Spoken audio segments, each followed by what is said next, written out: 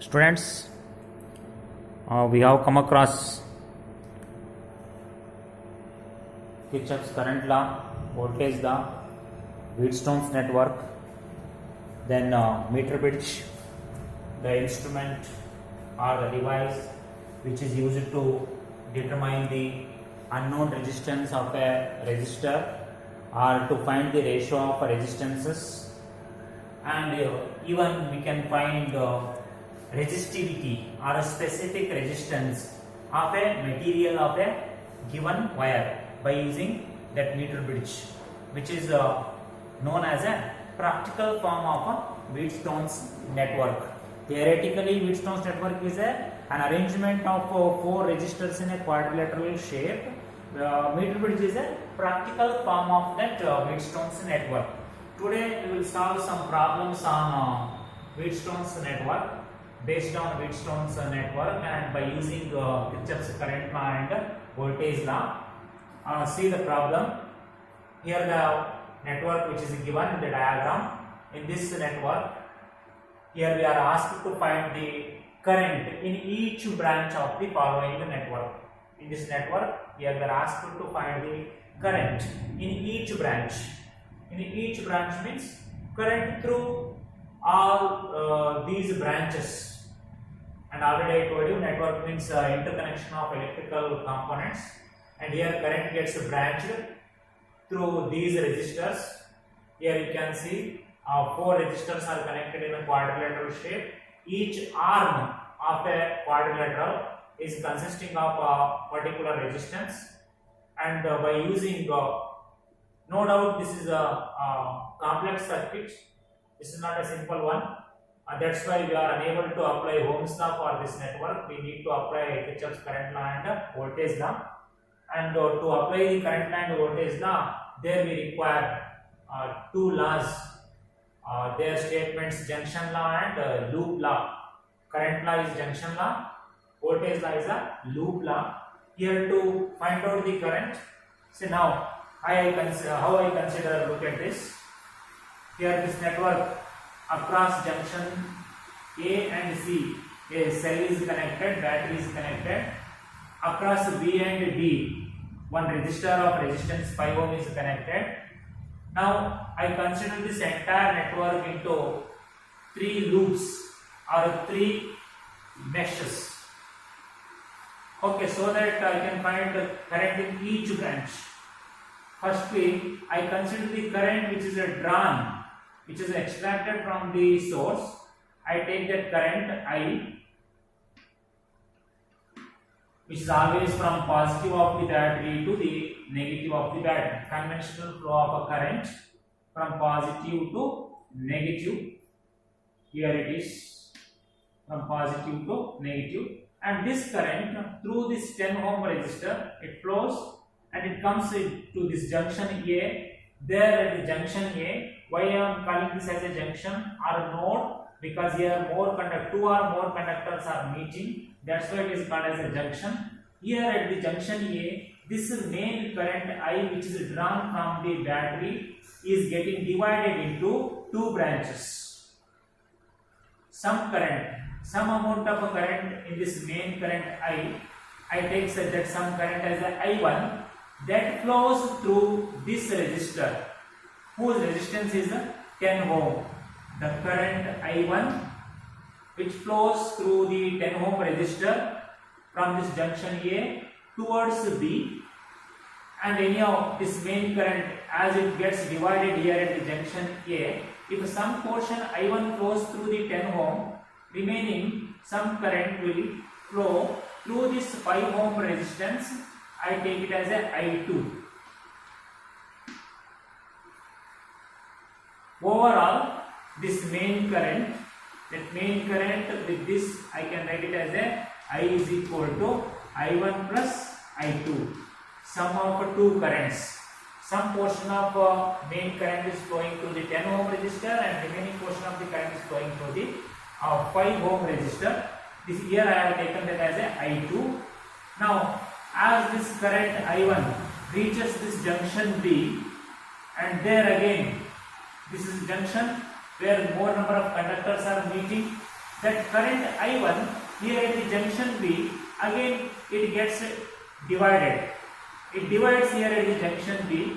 In this I1, again some portion or some current flows through this resistor of a resistance 5 ohm, and I take it as a I3.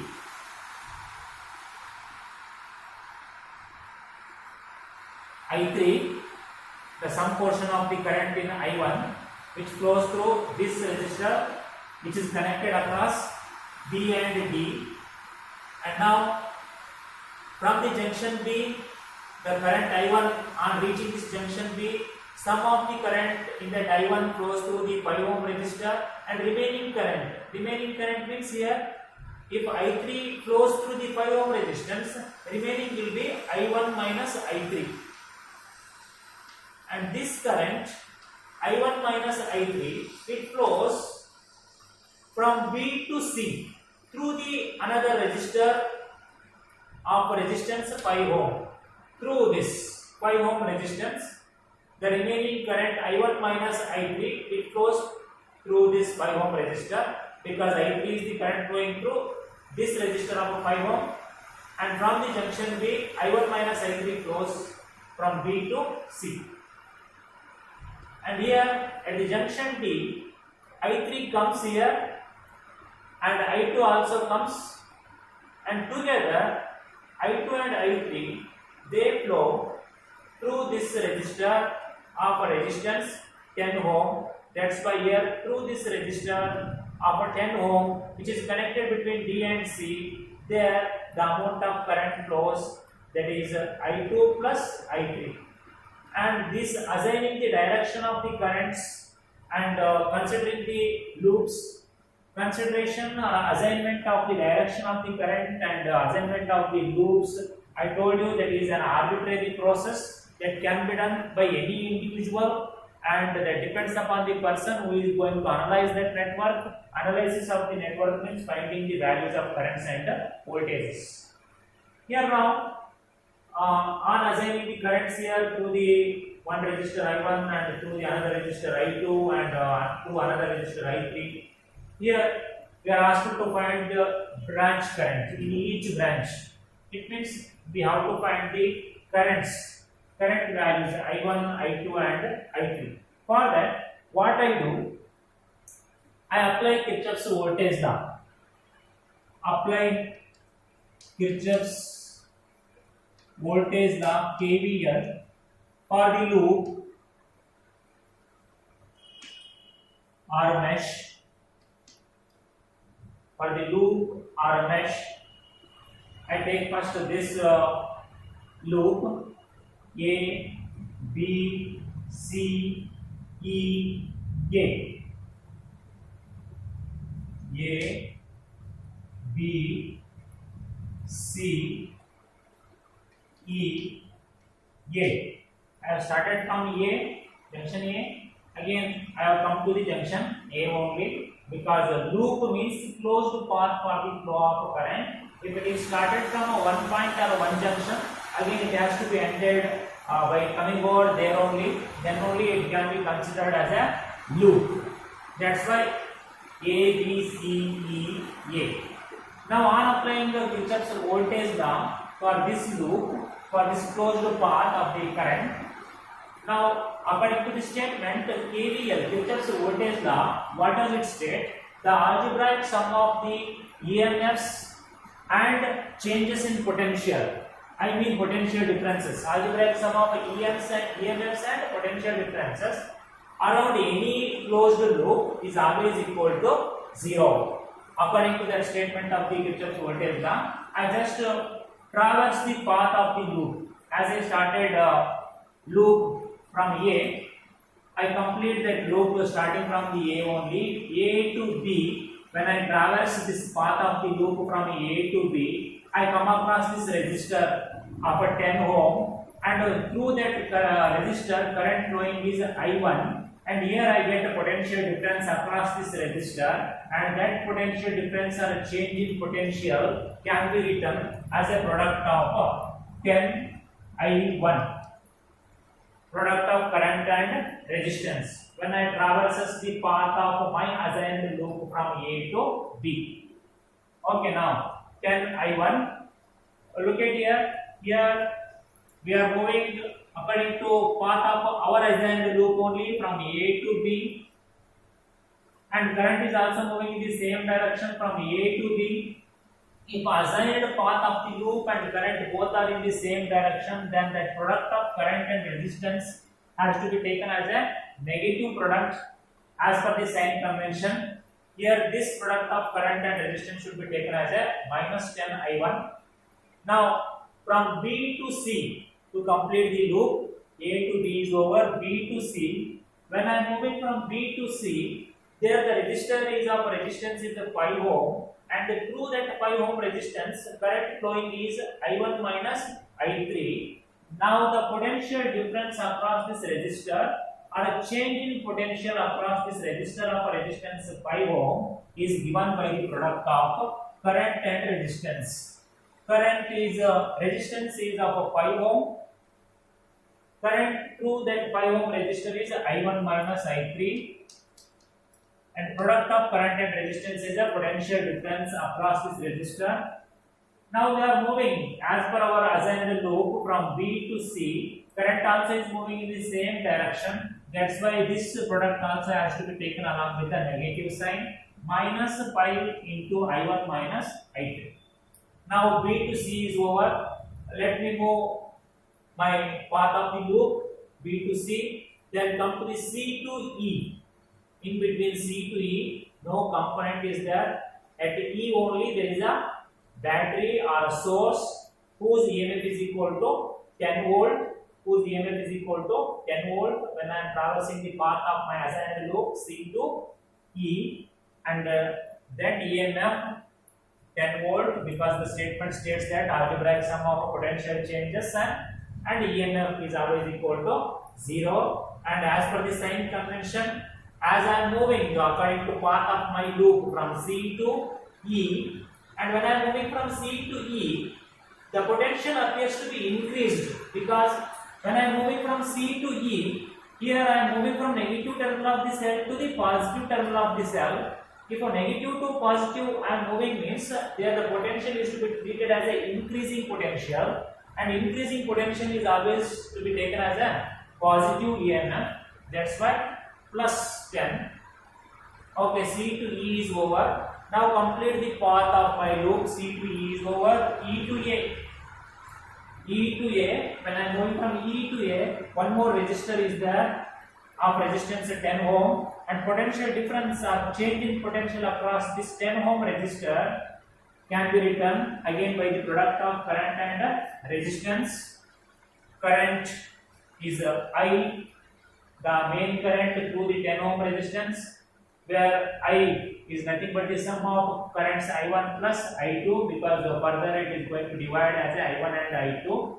That's why we can take sum of I1 and I2 is equal to I, that current I1 plus I2, and the resistance is 10 ohm. Product of current and resistance, nothing but the PD across this 10 ohm resistor. And now I am moving path of my loop from E to A. Current is also moving in the same direction. That's why this product is a negative product, which is equal to 0. Algebraic sum of the EMFs and change in potentials is equal to 0. On solving this equation, this can be written like this: 10 I1 minus 5 I1 minus into minus plus 5 I3 plus 10 minus 10 I1 minus into plus minus 10 I2 is equal to 0, minus 10 I1 minus 10 I1 minus 10 I1 minus 10 I1 minus 20 I1 minus 5 I1 minus 25 I1. I1 is over. Next I2 minus 10 I2 minus 5 I1. Sorry, I3 value plus 5 I3. I1 terms are over, I2 terms are over, then I3 term is also over. Here it is 10 ENF, or it can be written as a minus 10 equal to minus 10. Our whole equation can be written like this: minus plus 5 I1 dividing this by 5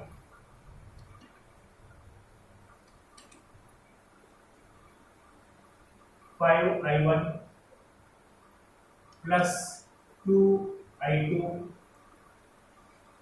minus I3 is equal to 10. Minus plus, it is minus again changed into plus. It is also plus into minus, so that it can be written minus as a plus. So this is equation number 1. I take it as a equation number 1. Now I take another loop on applying Kirchhoff's voltage law for this loop ABDA. For a loop ABDA, I have started from A, again come to the A only. I have come to the A only to complete the loop ABDA. To analyze this network, one loop is chosen in such a way that in which I get this cell or source, and next I choose two other loops or two other such loops where I can have all the branches to find their corresponding currents. That's why one loop is chosen A, B, C, E, A. In that I have got a source of ENF at 10 volt. Now I have chosen this loop A, B, D, A, so that I can get I2 and I3 also, so that finally we have to find the each current, branch in each current. As I traverse my loop from A to B, again I get the 10 ohm resistance and the current I1, product of those two, 10 I1. I am moving from A to B according to assigned path of the loop. Current is also moving in the same direction, negative side, negative product of current and resistance. Now let me move from B to D. When I move from B to D to complete the loop ABDA, here the resistance is 5 ohm and the current through that 5 ohm resistance is I3. I am moving as per the assigned loop from B to D. Current is also moving in the same direction. That's why the potential difference across this 5 ohm resistor is taken as a negative product, because current and loop both are in the same direction. This will be minus 5 I3 from B to D. Negative product, because both are in the same direction. Resistance is 5 ohm, current is I3, negative product. Now complete this from again D to A. The loop A to B is over, B to D is over, next D to A. When I move from D to A, here I have resistance 5 ohm, but current through that 5 ohm resistor is I2. I am moving my path of assigned loop from D to A, whereas current is moving in opposite direction, A to D. According to my considered loop, I have to move from D to A, but current is moving A to D against to the assigned path of the loop. That's why the product of current and resistance here, that is a 5 ohm resistance through which current I2 is against to the assigned path of the loop. That's why this product is taken as a plus, positive product of current and resistance. Now the loop is over. A to B, B to D, D to A. In this loop, we don't get any source or cell. That's why the EMF or potential change of any source is equal to 0. This can be written again dividing this equation by 5. On dividing this equation by 5, how can this be written? 2 I1 plus or minus I2 plus I3 is equal to 0. I take it as a equation number 2. Now on applying one more time KVL, on applying KVL, Kirchhoff's voltage law for the loop. One more loop is left here, that is BCDB, closed path for the current BCDB. This is already over ABDA. Now the left is BCDB. When I move to complete this loop to analyze the network, in this loop BCDB, from B to C, when I am moving, the resistor is 5 ohm resistance and the current through that is I1 minus I3, and potential change or potential difference across this resistor is given by the product of current and resistance. Resistance is 5 ohm and current through which is I1 minus I3.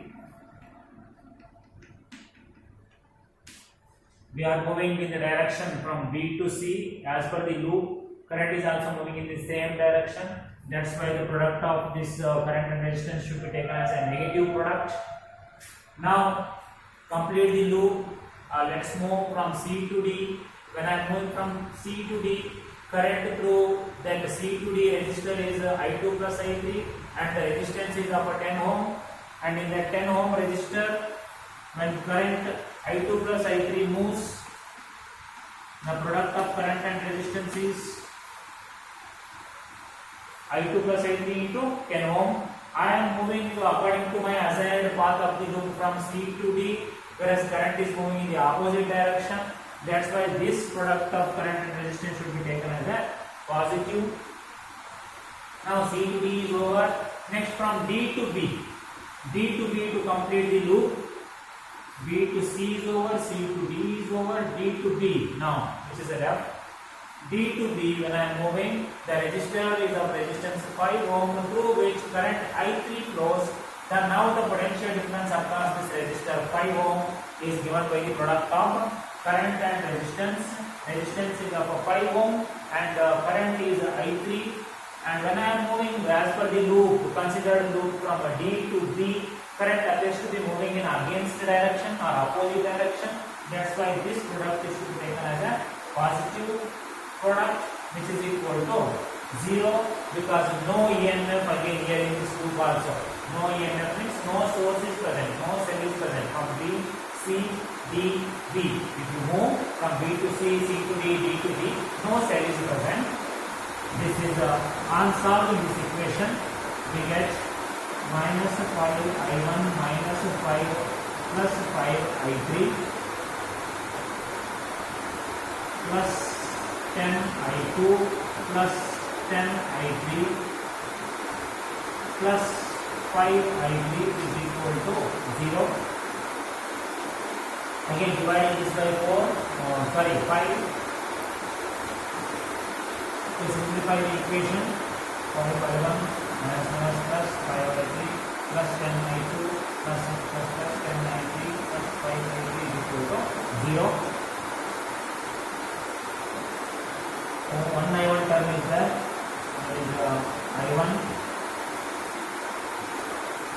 I2. 1 I2 is there. Sorry, 10 I2, only 1 term of I2. Minus 2 I2 plus 5 I3 plus 5 I3 plus 10 I3 plus 10 I3 plus 20 I3 on dividing by 4, I3 is equal to 0. 5, 10, 15 plus 5, 20 divided by 5, 4. See, I have changed. All are taken RHS towards RHS. That's why this has become a plus, this has become minus, and I3 terms also have become a minus. And I take it as the equation number 3. Now by using Cramer's rule,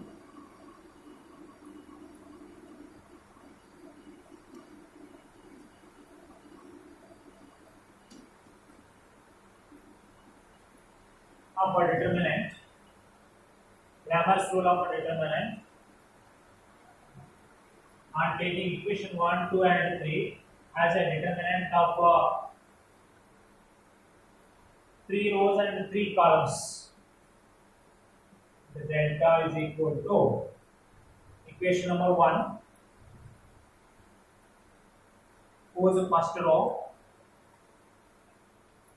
the coefficients 5, 2, minus 1, 5, 2, minus 1,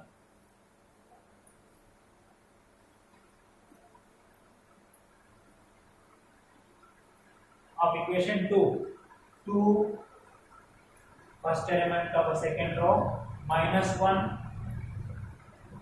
plus 1. No need to write plus.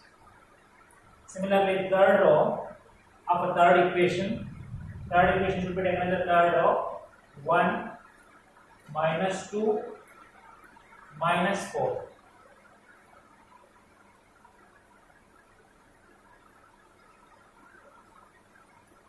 See how these coefficients of equation, three equations are taken as a row elements and column elements of the determinant. By using Cramer's rule, we are solving here to find the current values I1, I2, I3. Equation 1, the coefficients of equation 1 are taken as a first row elements, 5, 5, 2, 2, minus 1, minus 1. Then the second row elements of this determinant are taken from the second equation, 2, 2, minus 1, minus 1, plus 1, plus 1. Similarly, third row elements of this determinant are taken from the third equation, whose coefficients are 1, 1, minus 2, minus 2, minus 4, minus 4. And the value of this determinant is equal to 51. And you know, I think, how to find the value of this. By multiplying to find the value of this determinant, 5 into the alternate sign, plus, minus, plus, plus 5 into, on eliminating this row and this column, what are the elements left out, by using that method of a determinants, find the value of this determinant. Then change the first column of this determinant with the coefficients of with the RHS values of the three equations. These first column elements have to be changed with the RHS values of these three equations. Replace these first column elements by the RHS values. By then, first column element of the first row, that should be taken as a RHS value of the equation number 1. In place of 5, here you can write it as a 10. And the second first element of the second row should be replaced by the value of the second equation, that is 0. And first element of the third row should be replaced by the RHS value of the third equation, that is 0. And remaining columns, you keep them as it is, 2, minus 1, minus 2, minus 1, 1, and minus 4. And value of this will be delta 1. Sorry here, when you divide this whole equation by 5, this RHS 10, it becomes, on dividing 5, it becomes 2. That means this will become 2, and value of this delta 1 will be 12. Similarly, when you change the second column of the determinant with the RHS values of the three equations, delta 2 becomes, replace these second column elements of this delta determinant, and the remaining terms will be as they are, 5 to 1. Then change this second column element of the first row with the RHS value of the first equation, that is again 2, and second row, second column element of the determinant delta, that should be replaced by the RHS value of the second equation 0, and third row, second column element of the delta is replaced by the value of the RHS of the third equation, that is 0, and remaining they will be as they are -1, 1 and -4, and its value, if you find, delta 2 value will be 18. How to find the values of these determinants? Let you know. Then now replace the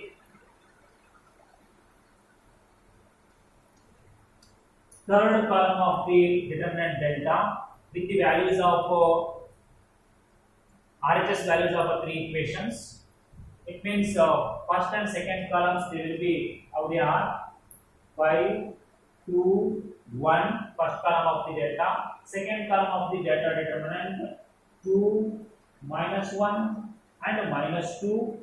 Only third column elements have to be values have to be replaced by the RHS values of the 3 equations, which are solved for different loops.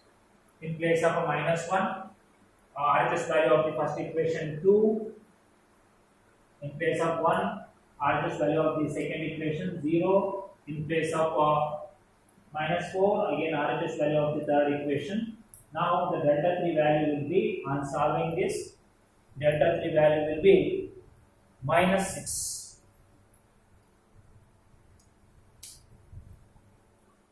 -6. With these determinants, by applying the Cramer's rule, we can find the currents I1, I2 and I3. To find the I1 and I2, I3, what is needed to be done there?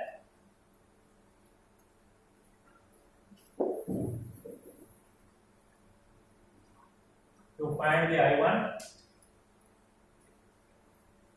divide this delta 1 by delta. Delta 1 is 12 and delta is 51 ampere, value of the current. Similarly, to find the I2, divide delta 2 by delta.